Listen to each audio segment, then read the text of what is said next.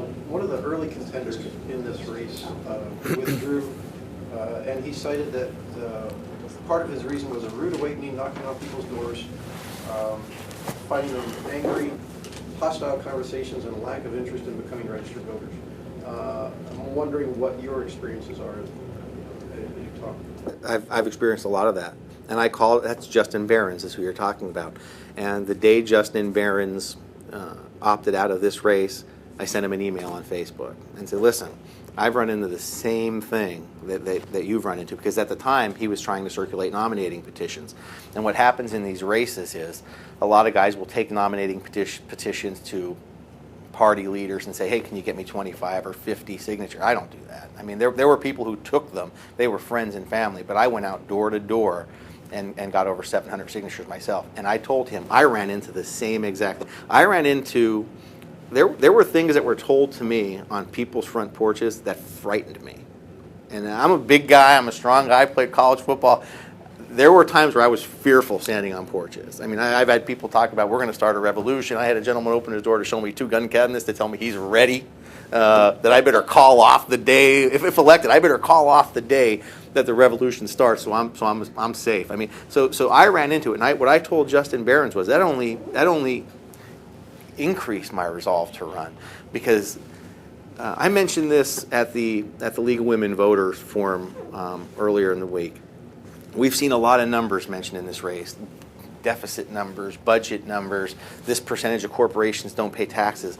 And I told the audience there the number that most offended me was 4,993. That's the number of registered Democrats in the 119th legislative district that have voted in the last 3 primary elections. That's less than 23%. And that's a problem. And that's a problem I saw as I went door to door, and I experienced the same thing that Justin experienced. But how we handled that was different. He quit. I won't. You know, so it's my goal to tell these people, if you want real change, you can't allow this small group of people to keep controlling the outcome of elections. You need to come out and vote. We need to drive out the vote. I wish I had the answer that I don't. Of those people who do talk to you about issues, what issues are they talking to you about? They're talking about the state worker and teacher pension issue that's going to come up in 2012 and be part of our a major budget problem that we're going to face. And they talk about taxes. Those are 2 issues, and they talk about gun laws. I mean, those are the 3 issues that seem to be on the minds of every person that I talk to, in that order: taxes, the pension crisis, guns. Let's start there then. What are your thoughts on taxes in Pennsylvania right now? Specifically, I guess we're talking property taxes? Yes. Well, my position has been steadfast from the day I announced my candidacy. With regard to property taxes, the most recent information that I've been able to review indicates that only 45% of the gaming revenue that was generated has been applied to property tax relief. That number needs to be doubled at least. There are specific provisions of that act that say we have to fund certain things like the Gamblers Anonymous, or we have to fund development into the horse racing industry, and I understand that, and we have to fund the bureaucracy that's associated with the gaming revenue, but that is not a lot of money. 5%, 6%. The remaining monies that have been generated have to be applied to property tax relief so that we see real property tax relief. That's what we were told we were getting when we agreed to the casino endeavors in our state, and we haven't seen it.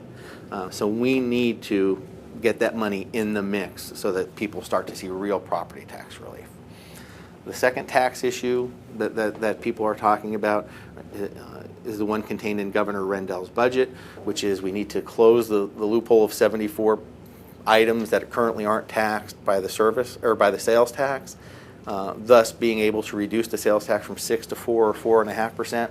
I'm opposed to that. When I look at that list of items, it is items and services that are greatly used by our lower income and our elderly, and I think putting those on the tax rolls will hurt those groups. I also believe that in the long run, we'll be taxed more.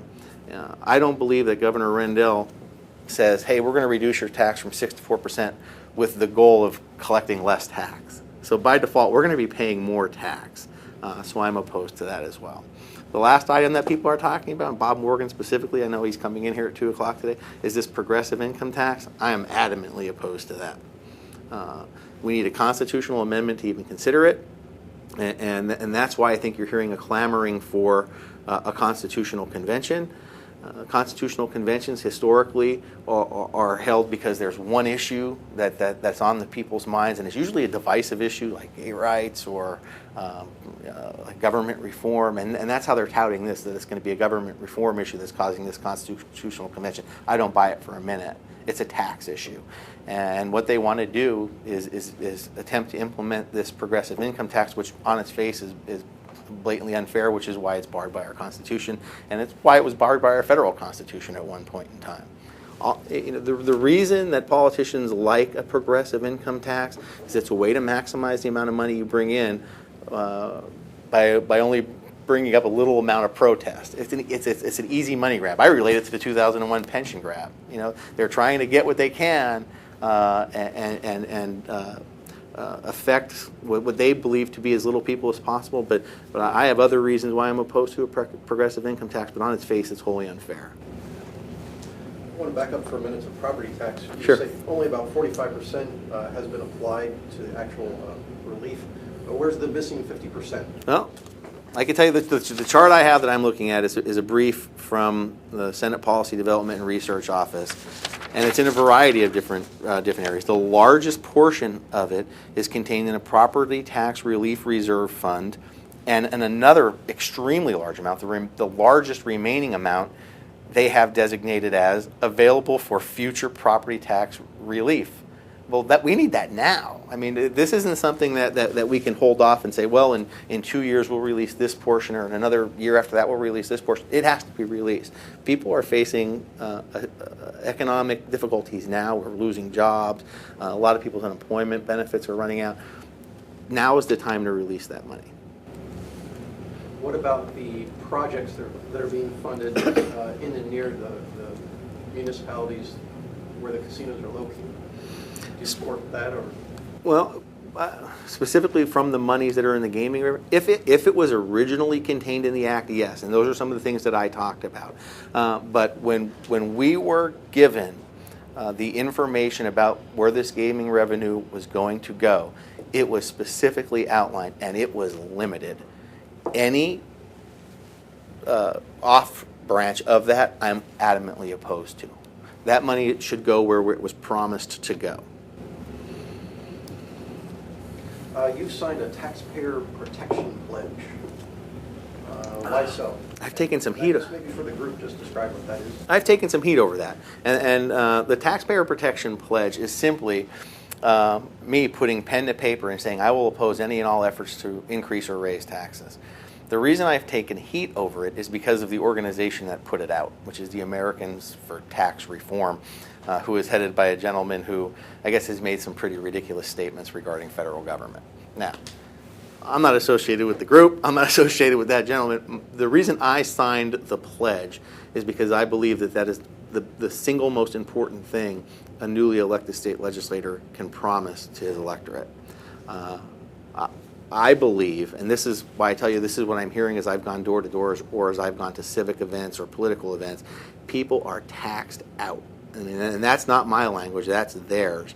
And they want to know, if elected, am I going to see even increased property tax, increased sales tax, increased income tax, or are you going to stand up for me? And that's when I tell them, no, I'm going to stand up for you. And here, the thing that I hand out when I go to these events, on the front it just has a recreation of my political sign that you'll see on the side of the road. On the back is a photocopy of the taxpayer pledge. And I say, keep this. And if at any point in time, if after I'm elected, you see that I've gone against this, you come down to my office and you present me with this and say, hey, you lied to me. So that's why I signed it, and that's why I think it's so important, and that's why I put it on my campaign literature.